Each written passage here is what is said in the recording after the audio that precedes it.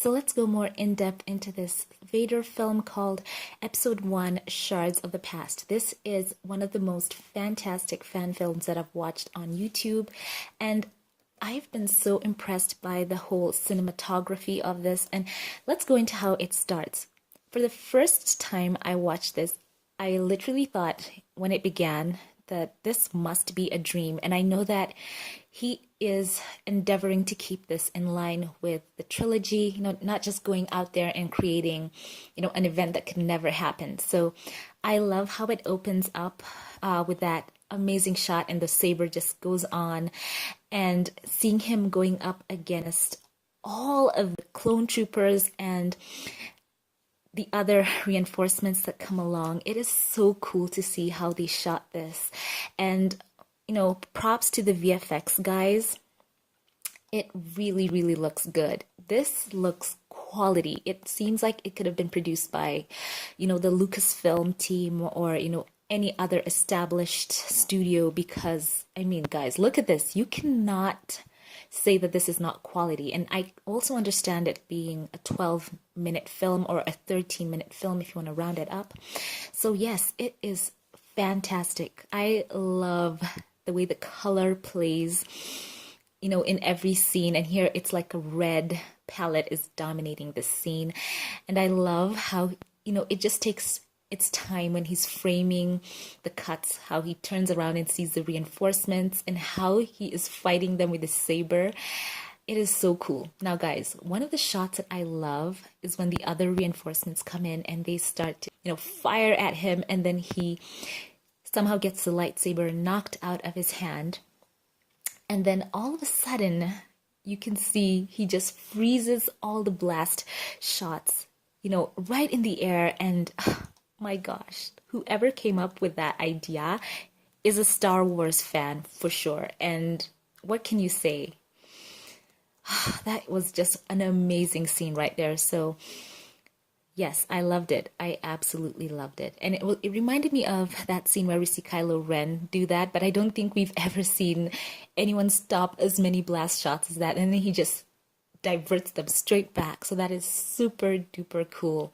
And all the while, you notice he hasn't released the Force choke. He's still on that as he is taking them on. And that's when it occurred to me that this must be some kind of dream or a wish of his.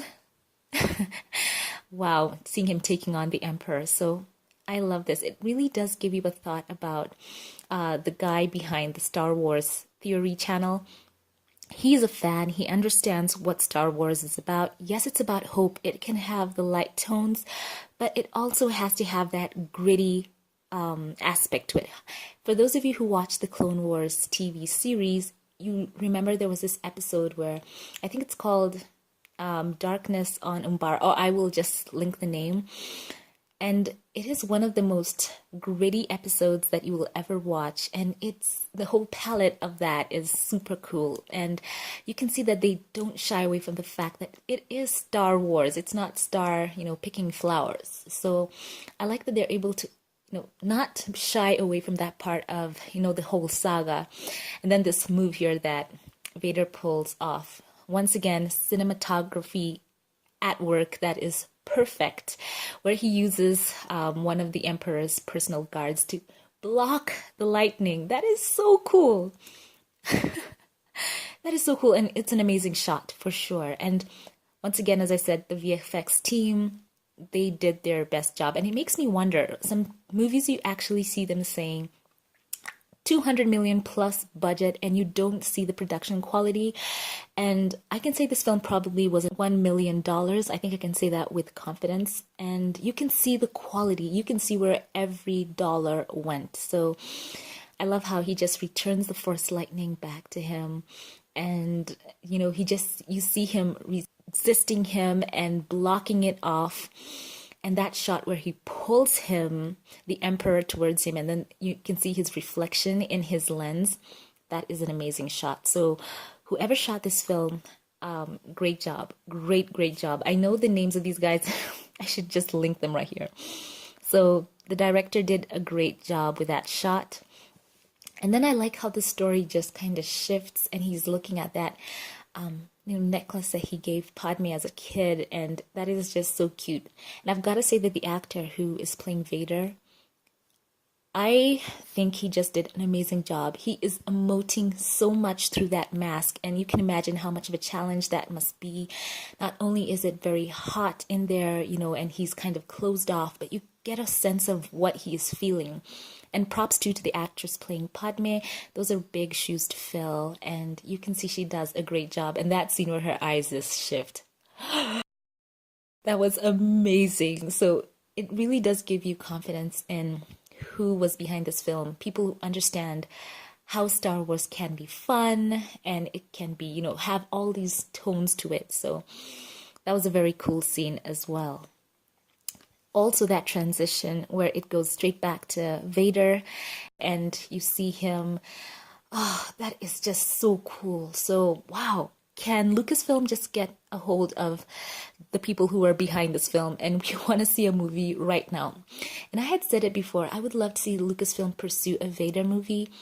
And I think that the fans would like that as well. So that would be a very great avenue to pursue. So unless they want to keep making money, they should also take time to listen to the fans. So it was cool. And I love how the palette changes from that red that we saw before to blue. And you can just tell it has a theme to it. And I think everything is very intentional as the tone slows down and the blue slows down. Everything as well. Blue is a calming color. So I like that as well. I love that line where he tells him about how he is in the shadow of, Anakin. That was, mic drop.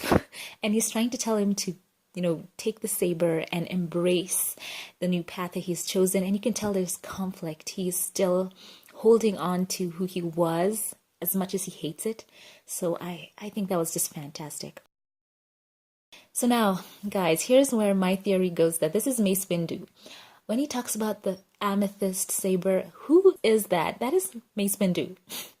So if they have a part 2, that would be amazing. And I think Samuel L. Jackson has been pressing Lucasfilm, pressing Disney, telling them that he would love to be a part. And who would not like to see him reprise his role? And that's why I've always said there is so much story to pursue between episode 3 and, just moving in that time period where, Anakin is fully Vader now and he's pursuing the Jedi. Come on, Disney, you want to make money. Listen to the fans. Make that movie. I think fans have been clamoring for that film, as well as the Obi-Wan film. What petition do we have to sign to get to see those movies made? So I'm happy that the Star Wars Theory channel has, done this. Because look at the production quality here. It is amazing. And I love how they go to Naboo, and it is so impressive when you see that they are able to secure such a fantastic location to film indoors. As we know, the problem with many of the fan films, some of them tend to be outdoors, and you can understand the production cost.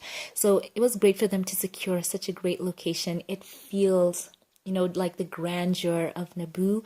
And yeah, I think it was fantastic. And also, I love the fact that the guy who is shooting this understands that Vader is always shot in a way that he is the tallest person in the room. So once again, I'm back to this saying that these are fans who are making this movie, and it shows through perfectly.